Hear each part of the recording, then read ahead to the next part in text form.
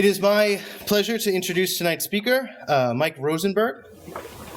He is a writer and historian with many books to his credit, author of The Great Workshop, Boston's Victorian Age, and Goods for Sale, Advertising and Products of the Massachusetts Industrial Age, as well as America at the Fair, Chicago's 1893 World's Columbian Exposition. And if you get a chance, the library actually has a vase that was displayed at that exposition up on the landing on the grand staircase, an Amari, a Japanese vase. It's pretty cool. Vase. I said vase and then vase. Anyway. But, exact. Tomato, tomato. Here we are. I'm from Lowell. What do you expect? He's here tonight to talk about his latest book, which should be fascinating for those interested in Lowell history, as I'm sure many of you are. As you no doubt know, the book is titled Life and Times of Francis Cabot Lowell, 1775 to 1817, and is the first book-length biography of our beloved Lowell's namesake. So please join me in welcoming Mike Rosenberg.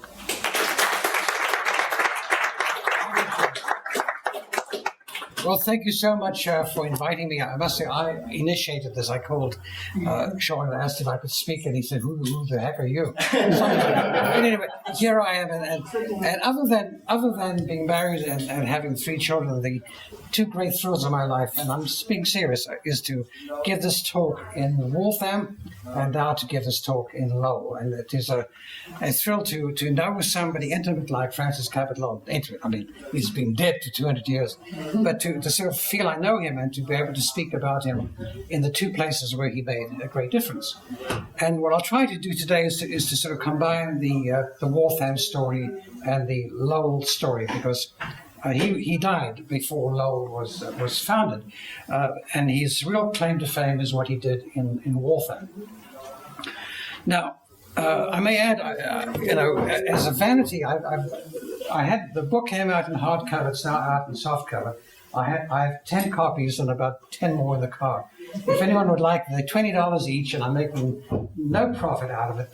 But if you'd like to, my wife and I will sell them after the lecture, $20.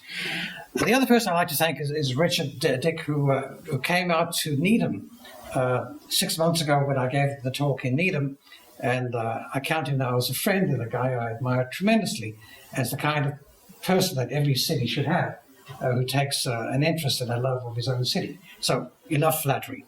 But I had just quickly, if anyone wants to know how did I get involved with this idea. Well, I used to be a psychiatrist, and I worked in places like Lynn and New Bedford and Fall River, and I became interested in how people got to live in these cities. And when I began working, when I was younger, they would say, well, my father was a shoemaker, or my father was in textiles, and then they would say, my grandfather was a shoemaker, and then by the 3rd generation, they had no clue at all. And it occurred to me that if people don't know their past, then they have no rootedness. So I became interested in the 19th century Massachusetts out of interest in what came before, what made this such a great place. And 19th century Massachusetts was the century of industrialization. And the man who started the whole thing is Francis Cabot Lowell. And industrialization essentially is to do with machines what people did by hand before. And not only machines, but machines that were powered.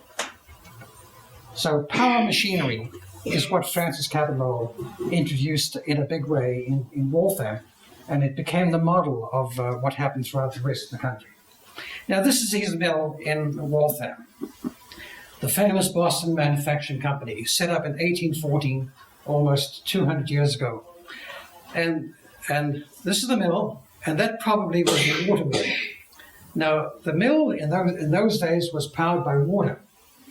Now, why Waltham? Well, he was a Bostonian, and all his gang, Appleton, Jackson, they were Bostonians, although many of them originally came from Newburyport. But they grew up in Boston, and the nearest source of water power, in terms of having a waterfall that generates the power, is Waltham. And if anyone goes there, and I took Dick there a couple of months ago, you go on Moody Street. They have a Moody Street in Waltham. And you get off the bridge, you get out of your car at Moody Street Bridge, and you look over the bridge, there's the waterfall, about 12 or 14 feet high, and that generated the power that was taken through a sluice path to the water wheel and turned the wheel.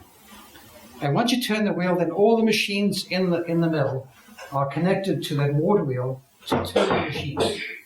And the machines were essentially of two kinds. There were machines to spin cotton and machines to weave cotton. To spin cotton and to weave cotton. And the thing that Francis Cabot Lowell did was put both kinds of machines into one building. So you had raw cotton coming in one end and finished cloth coming out the other end. Now before, and I'll show you some pictures, there were spinning factories in Massachusetts and Rhode Island, but they only spun the cotton into thread, and then the thread was sold to people who hand wove it into cloth at home. But the idea of doing both these things in one factory at one time was an idea that Francis Cabot Lowell came up with. So he was a Bostonian, and he came 7 miles or 8 miles upriver on the Charles River to Boston, to Waltham. And the spot where the waterfall is, which is about there, they said they were going to build this mill alongside the river and use the river power of the river to turn the wheel and to generate the power to run the machines. Because the machines could produce about 14 or 18 times the amount of work that a worker could do by hand, so it was kind of profitable. And one worker tended one machine. So this is the story. No chimney, because they didn't need steam. And the chimneys came with steam power. So your city, which has its mills on the river, has chimneys. But the chimneys were added later when they went from water power to steam power. So they didn't need the river anymore. What you need with steam is you need coal, and the coal came by train. And Patrick Tracy Jackson is the one who built the train, the Boston to Lowell. And the trains brought up the coal, and the coals were burnt to generate steam. So they added the chimneys. So your factories are river factories that have chimneys. So it went through two phases of power, and then some, of course, went to electricity. So this is the picture of the Boston Manufacturing Company, 1814. And this company was so successful for a variety of reasons, one of which there was a war on, and British goods were no longer being imported to America. So the American factory could function on its own, and was so successful that other people, mainly the rich merchants of Boston, put their money into textiles. The place where they put the money into textiles was right here in Lowell. And that's why Lowell became the city that people like Appleton and the other Boston merchants took their money, which they'd made from import-export, and put their money into making things at home, making the textiles at home, rather than importing them from Britain or from Germany. So this is what Francis Cabot Lowell did. And what he did in Waltham became the model for what happened in Lowell, and then became the model throughout the rest of the country. My thumb is up. Okay, now who is he? Now, he wasn't a particularly vain guy, and the only known picture of him, or silhouette, was done around 1795 when he got married. And this is he. He was described as being a kind, well-meaning, obsessive-compulsive guy, given to stomach cramps and complaining about his health. Somewhat frail, somewhat needed to be taken care of. And he had the great fortune of having an abundant supply of mothers, sisters, half-sisters, sisters-in-law, brothers-in-law, who took care of him, who helped him along. And the story of Francis Cabot Lowell is also the story of the Lowell family and all the extended people who loved him and respected him and did things for him. So this is he, the only known portrait of him. If there are any other portraits, they're not him, it's somebody else. I've seen some that they say they're Francis Cabot, they don't look like him. Now he had, next please, and this is his dear wife, Hannah Jackson. Now the Jacksons are an interesting crowd. She is one of, I think, 9 children of Jonathan Jackson, who came from Boston, grew up, I think, in Newton, and then after graduating from Harvard, went to live in Newburyport with John Lowell's father. They were best of buddies. And then they both got married and both had families. And this is Hannah Jackson, I think the fourth or fifth child of Jonathan Jackson. And she and her brothers were instrumental in helping Francis Cabot Lowell throughout his life. She married him when she was 22. She was not wealthy. In fact, by that time, the Jacksons had lost their money. So Francis Cabot Lowell married her despite her being a pretty poor woman. And they lived together at that time in Boston. We'll talk more about her in a moment. The next picture is his father. Now, this picture I got from the Amherst College Library. They had the picture, they had no idea who he was until I told them. But this is he at about age 53, 54, living a gentleman's life in Roxbury. He had an office and a house in Boston, and he had a kind of a small estate in Roxbury called Bromley Vale, which now is the Bromley Heath housing project. But it's still there. I mean, the name is there. But he had 38 acres and a grand house, and that was then the country. It was the other side of Boston on the mainland from the isthmus of the Shawmut Peninsula. And he lived there with his third wife and some of his children. And he was a very successful lawyer, Harvard educated, a successful judge, and a guy who was in banking and other endeavors. He owned about 50,000 acres of land in Maine and in South Carolina. He dabbled in, he speculated in land. And he ended up his life a very wealthy guy. And the money went to his children. The next one, please, is his third wife. Now, he married 3 times. His first wife was called Sarah Higginson. She came from Salem. And she had 3 children, and then she died around probably age 27. They had tuberculosis or whooping cough, scarlet fever, all kinds of things. And she died. And then he married his second wife, whose name was Susanna Cabot. And she too came from Salem. And her eldest child was Francis Cabot Lowell, named for her father, Francis Cabot, both from Salem. The third wife is Rebecca Lowell. Her full name is Rebecca Russell Ting Lowell. Why Ting? Because her husband came from Tingsboro. In fact, the family named it Tingsboro. They came from around here. And she came herself from Charlestown. And her father was a judge in Charlestown called Judge Russell. And she was one of his children. And she married Mr. Ting, and he died. And then she, as a widow, married for her second time, and for his third time, married Judge John Lowell, who had moved from Newburyport to Boston.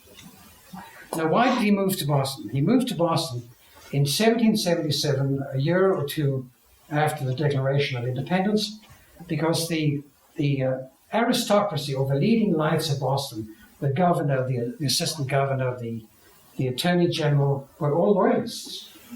And they fled with the British when the British evacuated Boston. And they went either to London or they went to Nova Scotia. And it created a kind of a power vacuum. And the next level of leadership in the state, like John Lowell, took advantage of it. And they came to live in Boston and got the big jobs. So he was an opportunist, I would say, but a clever guy who did a lot of good work. But he came to Boston in 1777 with 5 children from his first 2 marriages, and then married this dear lady who was the love of his life. And she lived a longer life than he did. And she had 3 children of her own. So in the end of it all, the judge had, if I can count correctly, 3 sons and 4 daughters, 7 children by 3 wives. And Francis Cabot Lowell is the eldest of 2 children of the middle wife, who lived maybe 4 years in marriage. She died at age 25, 26. Her name was Susanna Cabot, and she died and buried in I think, in Newburyport. And then he came with his children to Boston and married this wife, who was a dear mother to all of them and treated them all alike, and they all loved her. And there are some very endearing letters from Francis Cabot Lowell when he was a schoolboy at Phillips Andover to his dear mama, and asking her for things, come and visit me. And by the way, I need a new coat and I need a new toothbrush. And when he was 8 years older, they're very sweet. and in his own little baby handwriting. Next one, please. Now, I'm only showing you this picture. This is Rebecca Russell Ting Lowell's mother. Now, the only reason I'm showing it to you is that she had a portrait painted by none other than John Singleton Copley. And the picture is gorgeous. I mean, it's now in North Carolina at the Museum of Fine Arts there, wearing silks and expensive velvet dresses, dressed in the height of fashion that becomes a middle-aged lady. And she had 7 or 8 kids of her own and had a portrait painting which indicated at that time that they were people of substance. Although anyone could have gone to John Singleton Copley and said, here's $10, paint my picture. He wasn't discriminating, he just, did it for the money. But he did it very well indeed. And this is she, and she happens to be the mother of Mrs. Lowell III. Next one. Now we're getting now into the Jackson family. This is Hannah Jackson, the wife of Francis Cabot Lowell, whom he married. John. Okay, no, sorry. The wife, Hannah Jackson, is his daughter, and she's the wife of Francis Cabot Lowell. Okay. Now Jonathan Jackson, as I said, grew up probably in Newton, and graduated from Harvard, and went to live with John Lowell Sr., the father, in Newburyport. And then they got married. They married 2 women from Salem on the same day in the same church, and bought houses in Newburyport side by side. And the kids got to know each other very well. They got to know each other very well too. But this portrait is at the Museum of Fine Arts. It's on display as I speak. It was locked away in storage for 100 years. It's now taken out. If you go to the Museum of Fine Arts, go into the Coptic room and look around, you'll find this gorgeous watercolor. I don't have it in color, but it is in color and it's gorgeous. A very vain, very handsome, very fussy guy who I think painted the painting is like he was, very particular about his appearance. He once had a slave who took care of him, and his slave was called, if I remember, Pomp.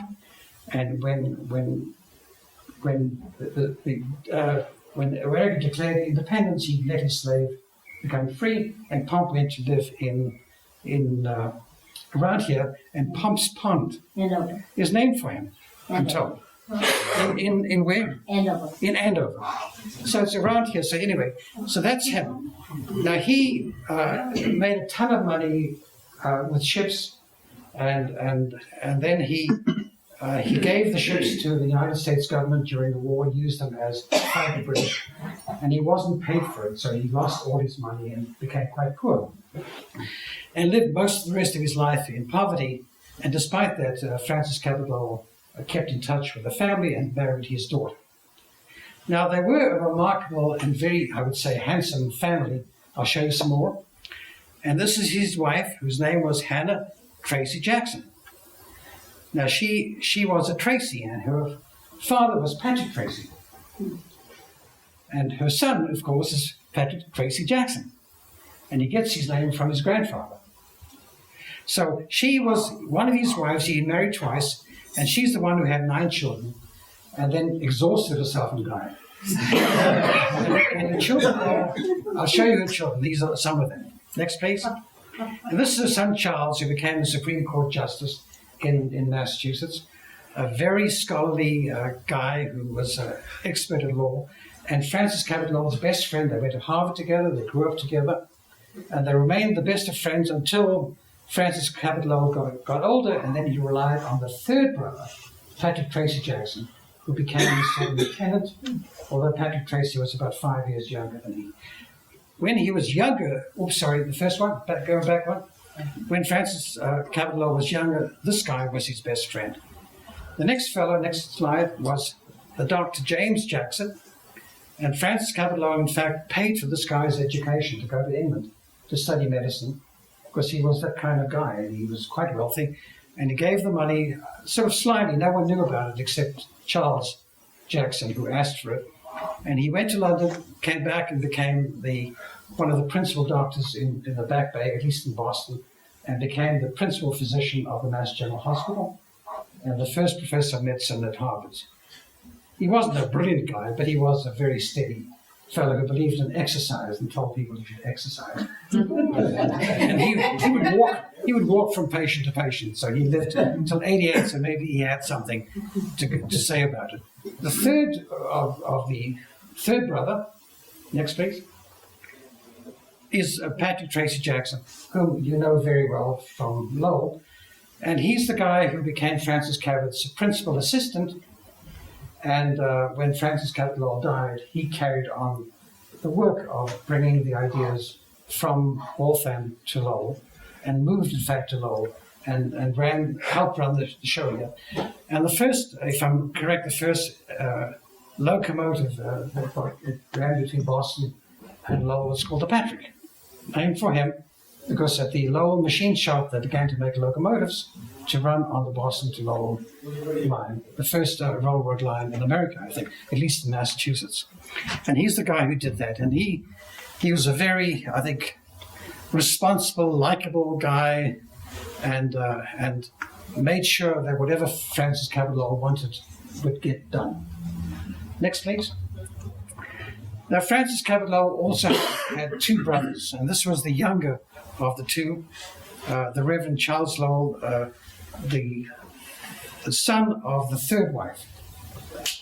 And he went to Harvard, also went to Phillips Andover before, trained as a minister in Edinburgh, and had a pulpit at the South Church on Cambridge Street in Boston, very near the Mass General Hospital. The church still stands, and he was there for 47 years and then died in dementia or something close to that. But he was, I would say, not a very exciting guy, but a very serious guy who believed in not drinking and no slavery. He was in favor of all the right causes, but his community was somewhat different, so he complained quietly rather than vociferously. But he was a man of some principle, but not enough to shake other people up. The other brother, next please, is this fellow who was very different, John Lowell Jr., the eldest son, and he's the one who went to Phillips Andover in the first class, went to Harvard, did brilliantly, started a law practice in Boston, and ran the practice that his father had built up because his father had become a judge, and was showing off about what a smart guy he is, and causing other people to be envious or angry with him. But he had his comeuppance, if I can call it that, when he was the defense lawyer of the trial of a guy called Jason Fairbanks, who was a young boy in Dedham, who had a altercation with his girlfriend. He was 20 and she was 18. He claims that she stabbed herself to death and that he tried to stop her, and he cut himself in the process. But apparently the wound that killed her was a wound from the back into her heart. So they said she couldn't have done it. So they found him guilty, and they hanged him in 1802. And this guy, John Lowell Jr., had a kind of a mental breakdown, and never practiced law again. And instead, by that time, his father had died, so he inherited inherited the estate in Roxbury, and lived the Jacobin's life for the rest of his long life. So he had a big influence on Francis Cabot. He was very critical of him, told him you have to do this, you have to do that, and kept lecturing him, and Francis Cabot felt he had to live up to his brother's expectations. Okay, next one. So this is Harvard around the time that Francis Cabot went to school there. He went to school for, I think, 3 or 4 years. I can't remember. When he was 13, he graduated from Phillips Andover at 13, wrote the examination, passed, got into Harvard, and in his final year decided to loosen up a bit, and he lit a fire in Harvard Yard. And they kicked him out. They rusticated him, whatever word you want to use. And there's a letter from the principal of Harvard saying, "You bad boy," or words to that effect. "Leave here. You can graduate with your class, but you can't be at school." So they sent him to Bridgewater to be educated by some scholar out there. And that sort of changed his life from being a frivolous, cocky, confident guy to being serious, as if somebody told me, where's Kathy? Kathy has read about it and said, as if he had to make up, he had to prove himself to his wife, to his father, to the world, that he was a man of substance. And he became a serious guy after being kicked out of Harvard. But he did graduate in his class and he majored in mathematics, which was his great strength, and that became important when he was designing the mill in Waltham and designing the machinery. Next picture. Now this is Boston. To live in Boston around 1780 would be to live around here. And that's a long wharf where all the ships from Europe would come to and dock along Long Wharf. And he lived around here somewhere. His father lived around here with all the children, and all the important people in Boston were living around here until they built Cambridge Street and they began to move out there and then moved on to Beacon Hill. So this was his world. Now over here, when Francis Cabot Lowell graduated Harvard, he went for 2 years to France to be what is called a supercargo. He went on a ship to sell American grain in return for French wines.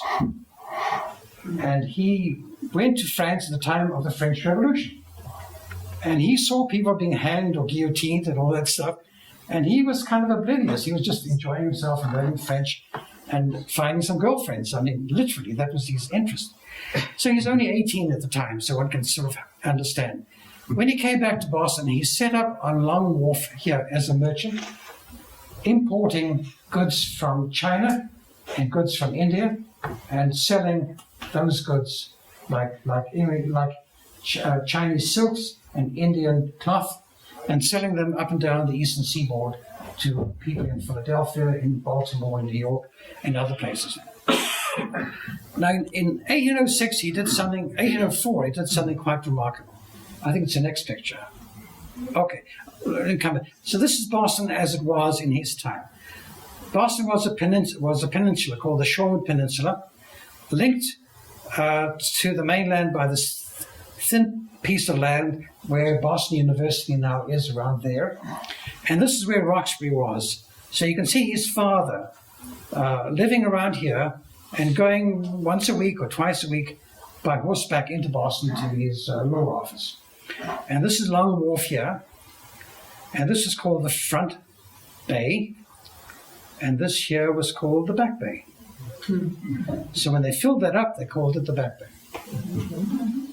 And they filled it up by getting sand from around here, bringing it by train. This is about 1850, and filling up the whole area and expanding Boston to be about 4 or 5 times the size it was.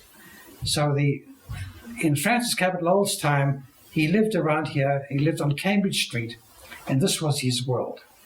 So it was a world of a couple of square miles. And the ships were there, and the docks were there, and his home was there, and his kids went to school there, all in this very small area. And this is about the map is about 1770. Next picture. So anyway, I was going to show you this. This is called India Wharf. Now, Francis Cabot Lowell and a guy called Uriah Cotting, Cotting, were two of the principal people who raised the money to build this granite building. The wharf was alongside here, and the ships would dock about here, and people would unload the goods into these businesses. There were 16 businesses on this side and 16 on the other side. So they would unload stuff that came from India, like textiles, and stuff from China, like silks, and put the goods in the upper 3 floors. These were the offices here at this level, and this was the commercial sales area. As I said, there were 16 buildings designed by Charles Bulfinch and paid for by Francis Cabot Lowell, and they built the building and sold each one of these to different merchants. So you see, Francis Cabot Lowell was in the export-import business, the exact opposite of what he did when he said, we have to make things here. So instead of buying stuff from abroad, 10 years later he said we should make things in America, and that I think was his great contribution. Okay, next.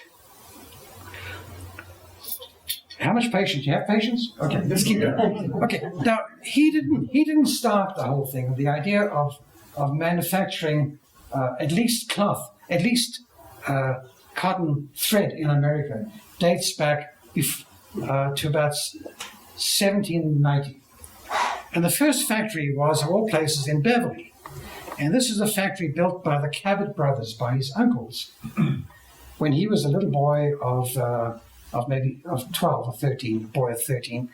And they built this factory here where they would take raw cotton and spin it into thread, and then sell the thread to people to hand weave the cotton into textile, into cloth. And this commemorates George Washington, who actually visited this place around 1793.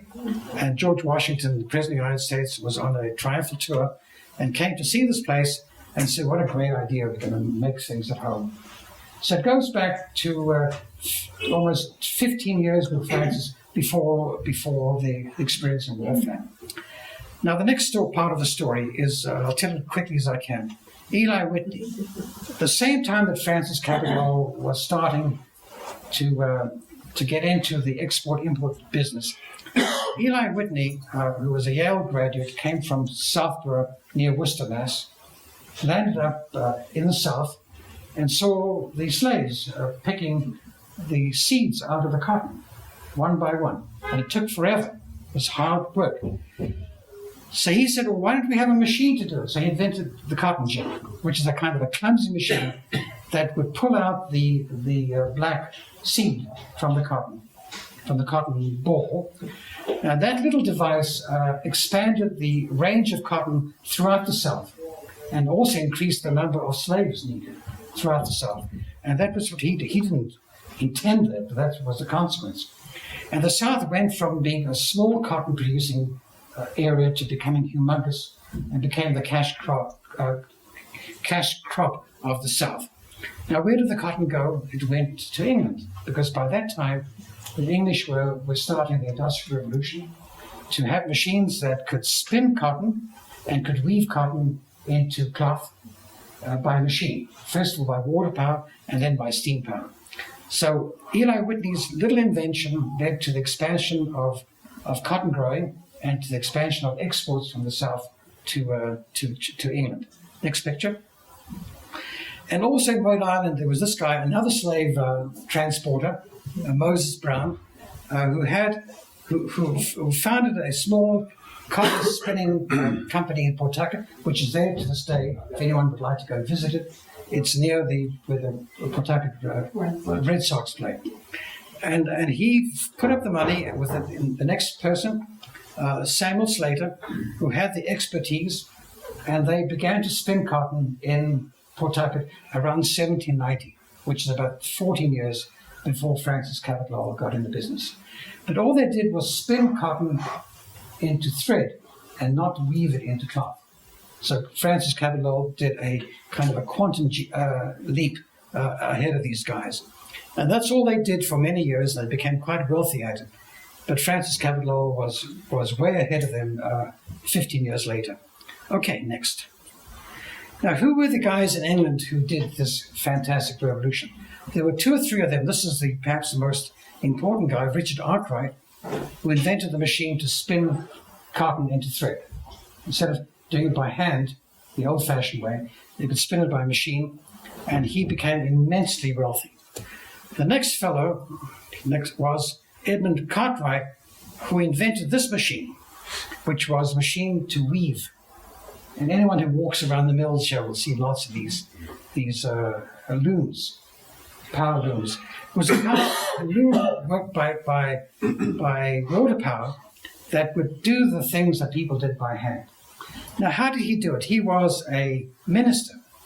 And apparently he was visiting a spinning mill one day, and somebody said, well, there's so much cotton being spun into thread in England that we will never be able to weave it by hand, and the French will take over the industry. And he said, well, why don't we invent a machine that can weave cotton? They said, oh, you're a dummy, it'll never happen. You know, like anybody with a great idea, they poo-hooed it immediately. But he did it. And he invented this machine. But the machine was so big a threat to the workmen of England that they destroyed the machines. And this is the period of the Luddites, around 1810. So the Luddites were destroying the machines. This guy had a kind of a breakdown, never did it again, but he got compensated by the British government. But he, I think above all, invented the machine that could really produce textiles. And textiles is how the Industrial Revolution began, in textiles. And that became the model for shoes and for everything else. So these are the guys who were inventing the machines in England to produce spun cotton and from cotton to spinning, to weaving the cotton into cloth, and producing so much of it that they were drowning the world with their exports. And that's the time, from 1810 to 1812, that Francis Cabot Lowell was in England with his family on a health trip, so they say. But in fact, he was going to the fancy spas and giving his kids a good time, going to Edinburgh, spending money as if, spending thousands of dollars. He must have spent, I would say, equivalent today of $200,000 a year for 2 years.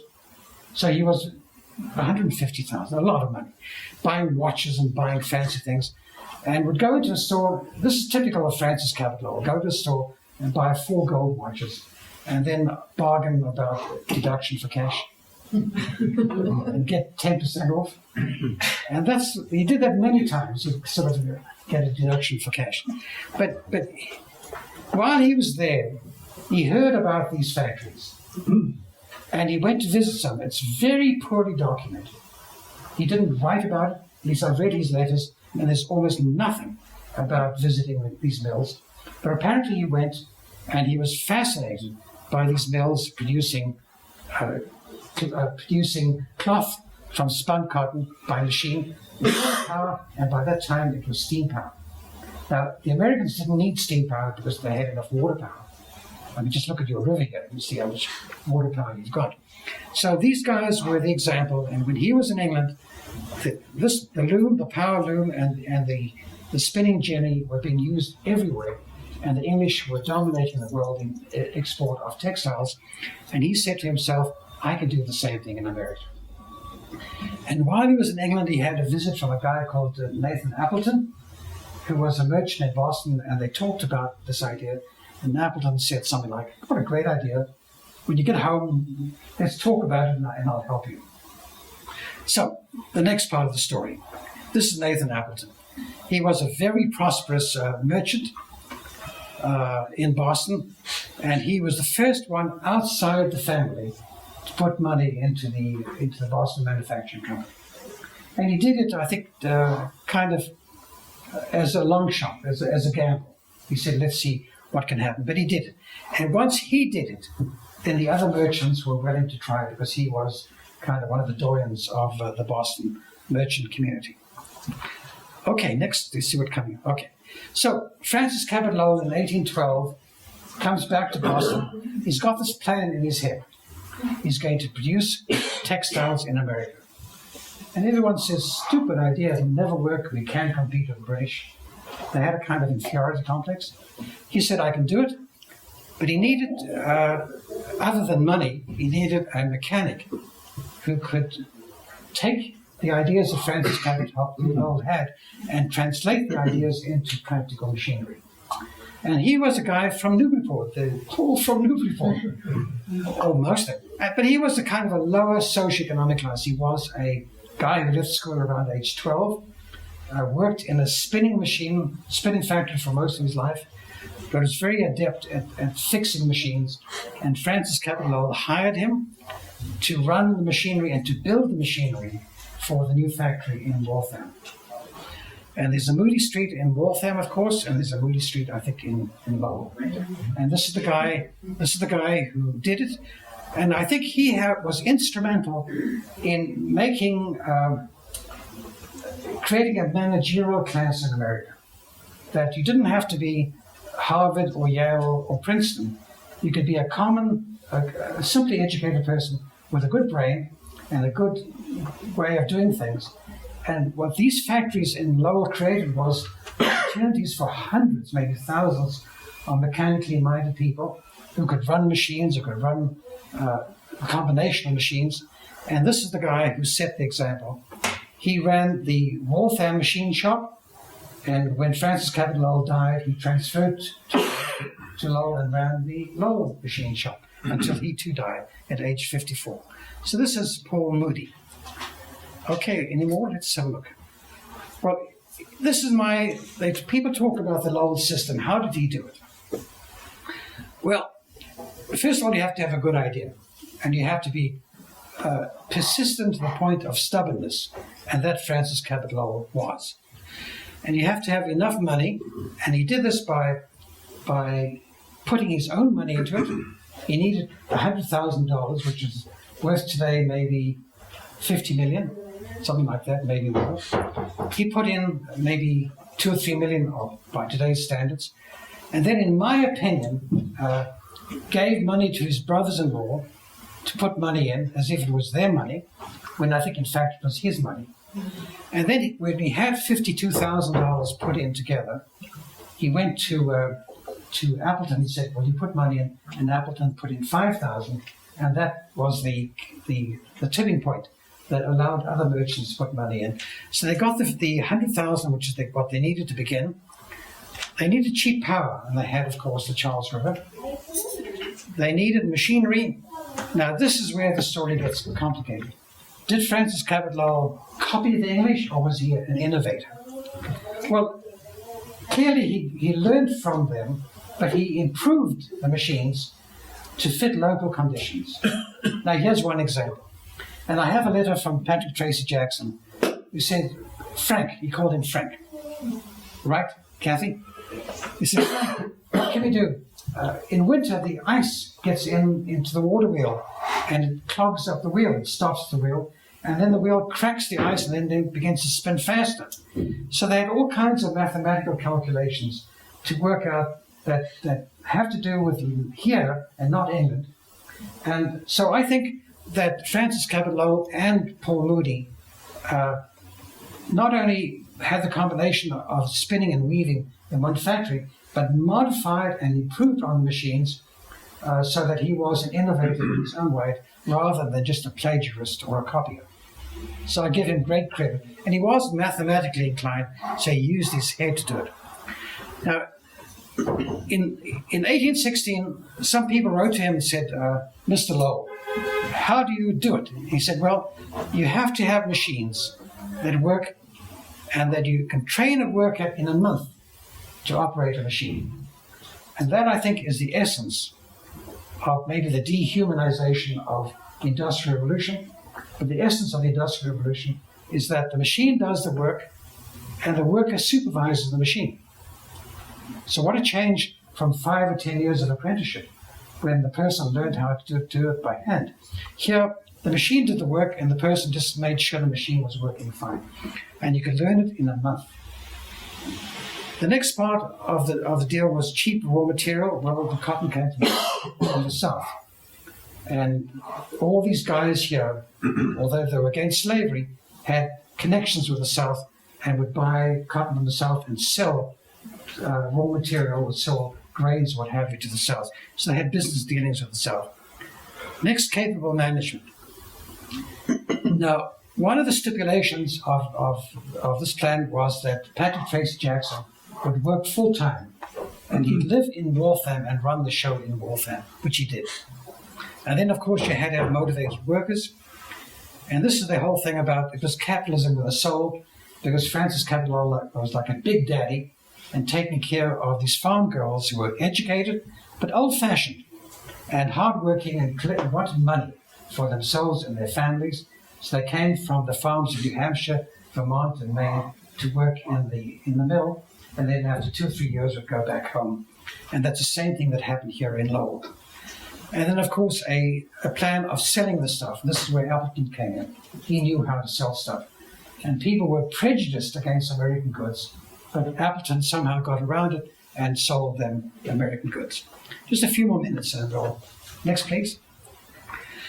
Now, so Francis Cabot Lowell, at the height of his fame, or at least he wasn't well known then, but he built a factory in 1814. The factory was a success because there was a war on, and they were able to produce goods and sell them around the country. And after the war ended, the war of 1816, 1812 to 1840. When the war ended, many of the other factories were losing business because they were only spinning factories. But Francis Cabot Lowell had a spinning and a weaving factory, and they were so efficient that the factory did well. But anyway, in 1816, his wife died, his mother-in-law died, his sister died, and he went into a kind of a funk and became depressed, decided to go on a tour of all places, Niagara Falls. And he went there with his brother-in-law, Mr. Gorham, who has a street name for him. Yes. Yeah, and he was the husband of Susanna Cabot Lowell, his sister. So Gorham and he headed from Boston out to Albany and got as far just beyond Albany when Francis Cabot Lowell took ill, was coughing, wheezing. They turned back, and he got back to, and he wanted to go back to Waltham. So he spent the night in Waltham, and then wanted to go back. Doctor went to Boston and died in 1817. Now, where was he buried? The next picture. He was buried here in the common burial ground on Boston Common, across the street from the Colonial Theatre, and buried about. And this is one of the tea stops. Now it's important. I'll tell you why in a second. He was buried about here, and forgotten. Buried in a crypt, and forgotten until in 1897 they decided to electrify the trolley system from horse trolleys to electric trolleys, and to put the trolley underground on Tremont Street. And they, in the process, dug up 700 graves and found Francis Cabot Lowell's bones and his wife and his sister-in-law, and reburied them at Forest Hills Cemetery, and then took the bones of the father who died in Oxford and transferred the bones to Forest Hill, so that the Lowells are now buried in Forest Hills in Jamaica Plain. And that's where they are. Just a few more minutes of your... What happened afterwards? So he built this great enterprise. Next one, please. Now he had 3 children, and this dude is the oldest. Now this is where Lowell gets into the story. This is John Lowell Jr., named either for his grandfather or for his uncle. I don't know who. And he grew up partly in Edinburgh, where the Lowells lived for about a year. Came back to Boston and couldn't quite make it. He was shy, he was awkward. He went to Harvard and he skipped classes and he flunked out. So his father didn't know what to do with him. So he put him on the ships, learning how to become a captain, sea captain. But anyway, he had the very good fortune of marrying a gorgeous, rich, talented, lovely young lady. And he settled down in Boston, became a town councillor, and at age 28 came to live in Belvedere. Came here. In fact, he is the one who got permission or influenced somebody that Belvedere became part of Lowell. It was part of Tewkesbury before, I think. And he switched the title to Lowell. And he lived here, and he was one of the principals of the Hamilton Mill. He took over he financed it, was quite wealthy by his own right, by his inheritance from his father, as well as his wife's money. And lived in Belvedere as a rich potentate, and running the mill. Why Hamilton? Because their hero was Hamilton, the Secretary of Finance or whatever. Alexander Hamilton. Yeah, he was their sort of guru. He's like a Tea Party man for them. You know? So he ran the Hamilton Mill for about a year or two, when he suffered a great tragedy. His wife and both his daughters died of scarlet fever in about 6 months of each other. And he went into a humongous low funk. Depression is kind of common in the family. And decided of all things to do is to travel the world and to follow the path of Marco Polo to China. So he sold up his shares in Lowell, went to Europe, mixed with the richest of the rich, and got as far as Asia Minor and took on a guy to be his, not photographer because they didn't have cameras, but his artist. And he would draw things they saw together. They toured Asia Minor. They went to Egypt, and he bought about 50 or 60 or 100 Egyptian artifacts, like tombs and pieces of statues and what have you, which landed up eventually at the Museum of Fine Arts, where they still are to this day in Boston. And then he died in Egypt. He died in India of some gastric condition, and left his money to the LOWE Institute, which is an institute founded by him to educate the masses, to educate people, and kind of like a university without walls. And the LOWE Institute was the largest foundation in America for a long time, and still exists, and gives money to lecture series and what have you.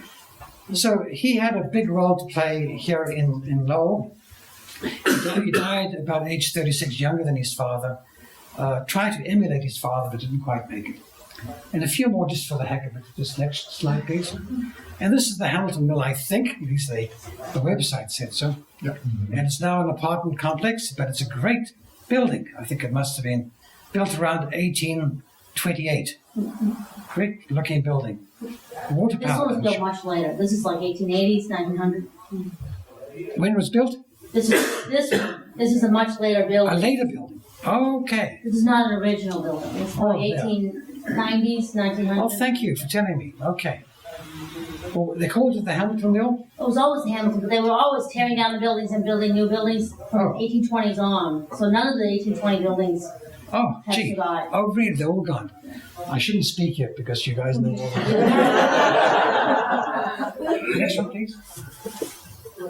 And again, the comment I made about water power and steam power, and you see this in this particular picture with the chimneys, and the chimneys belching smoke, and right on the river. So the canal, which is this great triumph of Lowell to build a canal from the Merrimack River to feed the mills, became essentially redundant by about 1840, 1850, when steam power took over. And you see some pictures of Lowell and elsewhere of the trolley tracks, the train tracks carrying the coal to feed the mills. There must have been a ton of coal and huge pollution. There may be one or two more.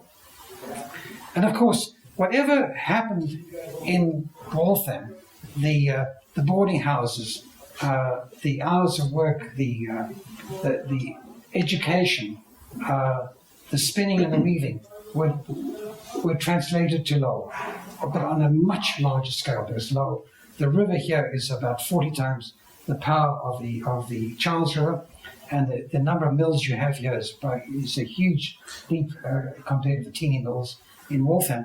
But they had the same ideas, and this obviously was taken in the period of these trolley tracks were almost certainly at that time horse-drawn trolleys rather than electric trolleys. So these were the dormitories and boarding houses for which Lowell is justly famous. Maybe one more. And I guess another chimneys and these great mills of your city. One more maybe. And of course these great pictures of the Lowell girls. And imagine the clanging, the noise, the heat, whatever it was, and the chance of having your apron caught up in the machine and causing harm. And these gals stood by these machines 10, 12 hours a day for 350 days a year, and yet they loved poetry, some of them, and loved writing, and were this class of educated people that even a person like Charles Dickens was amazed by when he toured Lowell in 1842. And there may be one more, just one. No, that's it. Anyway, so this is the great story of Lowell, and the story of my last comment. How did it get to be Lowell? The story I have is around 1823, when the Childs River had ceased to be a source of power because the river was too small for more and more mills. They had built 3 mills side by side, one next to the other, and they needed a real water supply. So Paul Moody had a partner who has a street named after him. Yes, I've forgotten. Ezra Worthen? Ezra Worthen. Worthen, and thank you so much. Worthen and Moody were partners in Amesbury. And Worthen, Worthen, wrote or said to Moody, "Why don't you guys buy the water rights of the up in Lowell, up in East Chelmsford?" So Nathan Appleton, Patrick Tracy Jackson, Paul Moody, and I think one other guy. Kirk Booth. Kirk Booth, yeah. There were 6 actually. No. 6 of them. Came up here, and they decided among themselves. It was a November day, and it was snowing a bit, and they said, "This is a great spot." There were the Pawtucket Falls. There was the Middlesex Canal. There was water. There was a canal there. There was the falls. There was water power galore, and they said, "This is the spot to build our industrial town." And then I think it was Appleton who said, "What should we call it?" And Paul Moody, I think, or maybe Jackson said, "Let's call it Lowell." And Booth said, "Let's call it Derby," because he was an Englishman. They said, "No, we'll call it Lowell." And that's how it got to be Lowell. Thanks so much.